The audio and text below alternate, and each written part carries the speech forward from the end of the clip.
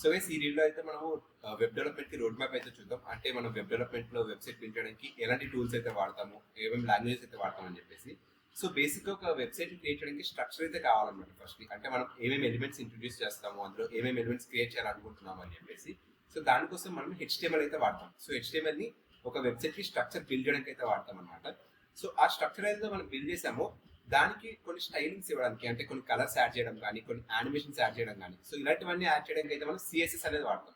So దీనివల్ల మనకైతే website కొంచెం మంచిగా కనిపిస్తుంది అనమాట, కొంచెం బ్యూటిఫుల్ లుక్ అయితే వస్తుంది. దెన్ ఆ వెబ్సైట్ లో అండ్ ఇంటరాక్షన్స్ క్రియేట్ చేయడానికి అయితే జావా స్క్రిప్ట్ అయితే వాడతాం. సో జావా స్క్రిప్ట్ అయితే మనము ఒక వెబ్సైట్ కి బ్రెయిన్ అని అయితే చెప్పొచ్చు. అంటే మనం వెబ్సైట్ ఏమేమి వర్క్ చేయాలని అయితే జావా స్క్రిప్ట్ చెప్తుంది.